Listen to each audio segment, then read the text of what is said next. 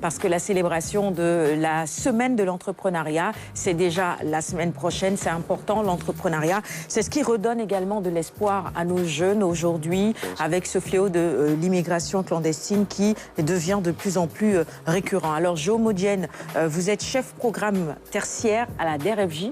Le chef programme tertiaire, très rapidement, qu'est-ce que ça fait au niveau de la DERFJ ? Alors, à la DERFJ, on est organisé en direction. Nous avons une direction des opérations qui s'occupe de l'ensemble des demandes de financement. Parce que, comme vous le savez, pour promouvoir l'entrepreneuriat, c'est la mission de la DER. Nous sommes là pour promouvoir l'entrepreneuriat et accompagner les jeunes et les femmes. Donc, au niveau de la direction des opérations, ce que nous faisons, c'est que nous traitons les demandes de financement de toutes les femmes et tous les jeunes. Cette direction, elle est divisée en plusieurs départements.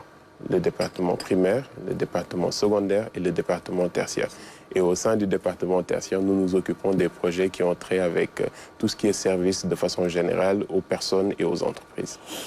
5 ans après, quel bilan est-ce que vous faites de la mise en œuvre, ou en tout cas de tous les programmes et de toutes les entreprises que l'ADER a eu, les start-up de manière générale, que l'ADER a eu à accompagner? Alors, 5 ans après, nous disons d'abord heureusement, parce que l'ADER vient compléter un dispositif. 5 ans après, je réponds en donnant déjà des résultats. 5 ans après, c'est 122 000 bénéficiaires. 122 000 bénéficiaires pour des crédits à hauteur de 500 000 crédits. 500 000 crédits pour... Non, je corrige, c'est 122 000 milliards. 122 000 milliards de financement octroyés pour 280 000 bénéficiaires et près de 500 000 crédits. Donc 280 000 bénéficiaires, on arrive à faire 500 000 crédits. C'est qu'il y en a qui ont remboursé, il y en a qui ont pu avoir à nouveau des financements.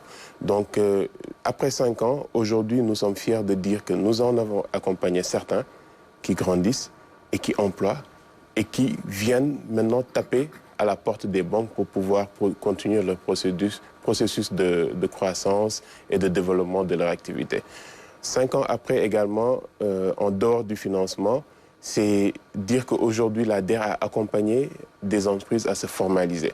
Bon, lorsqu'on parle de formalisation, c'est vraiment l'appui à l'obtention du RCCM, le registre de commerce, le NINEA, pour au moins s'inscrire dans le dispositif économique, et également 12 000 bénéficiaires que nous avons formés.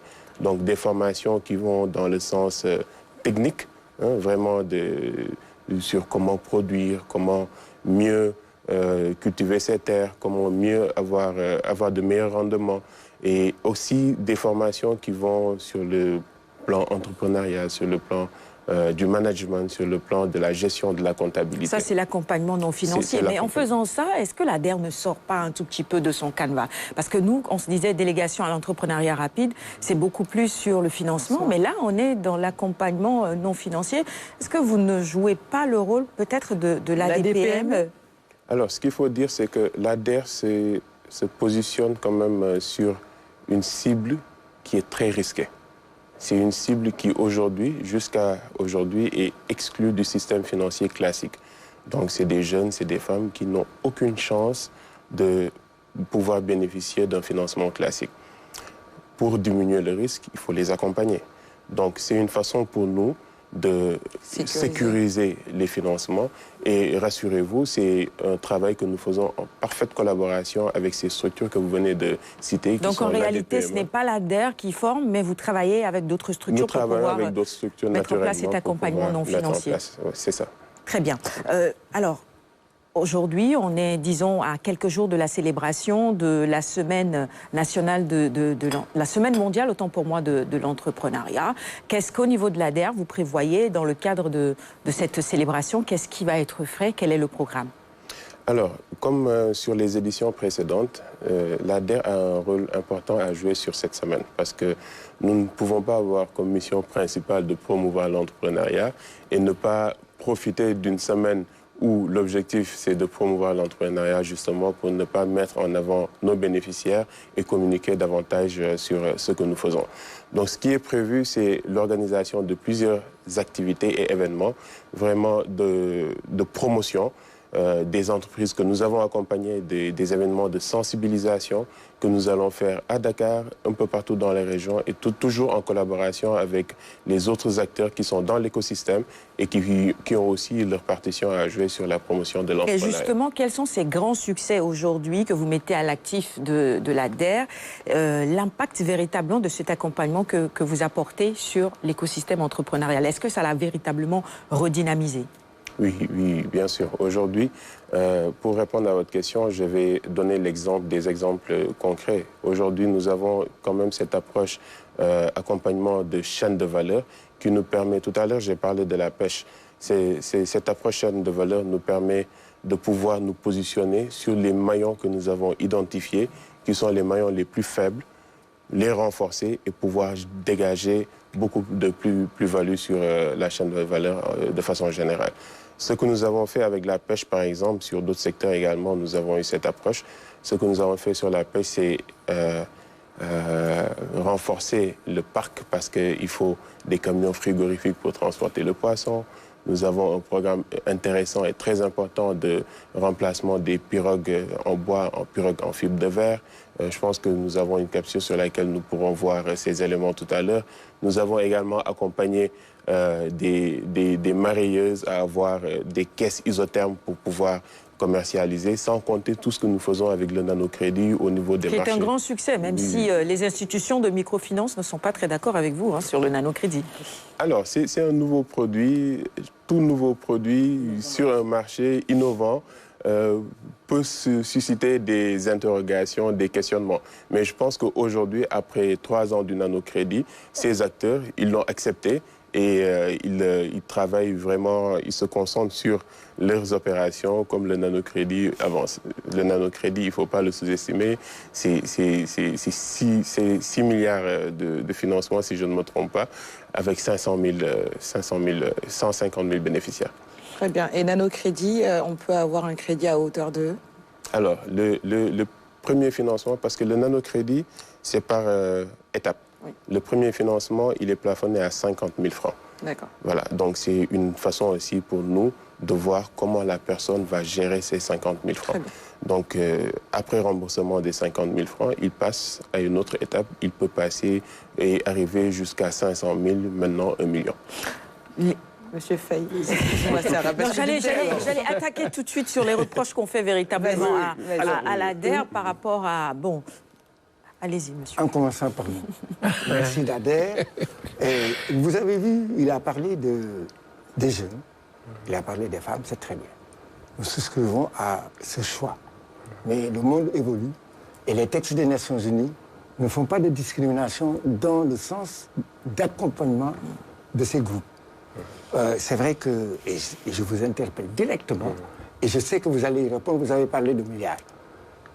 Quels milliards réservez-vous aux aînés qui ont le droit, même après avoir pris le chemin de la retraite, de continuer les activités? Regardez le paysan de Nengeler, à 80 ans, il est dans les champs.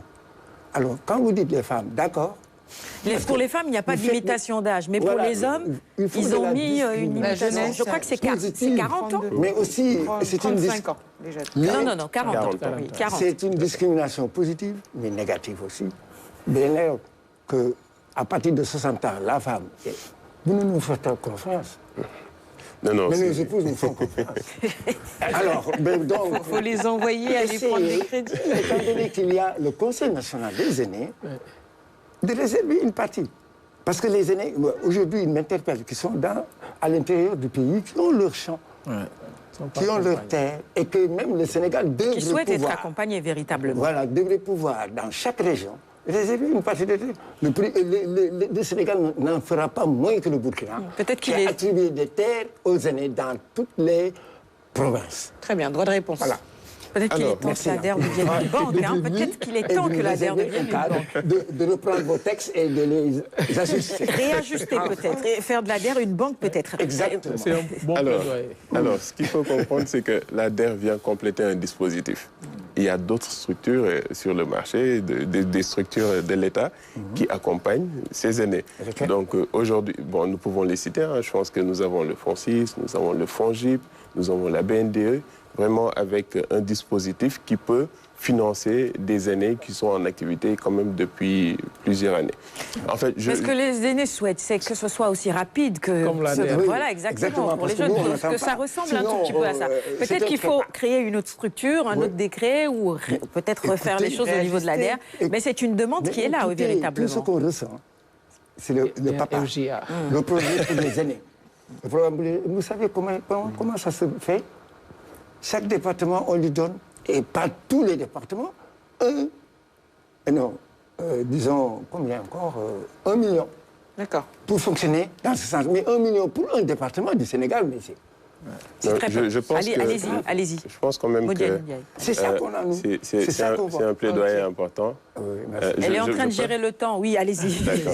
Oui, Donc, il a raison. Non, je disais qu'aujourd'hui, ce qui est plus important de dire, c'est que en réalité, l'accès au financement était compliqué pour les femmes et les jeunes parce qu'elles n'ont pas d'historique.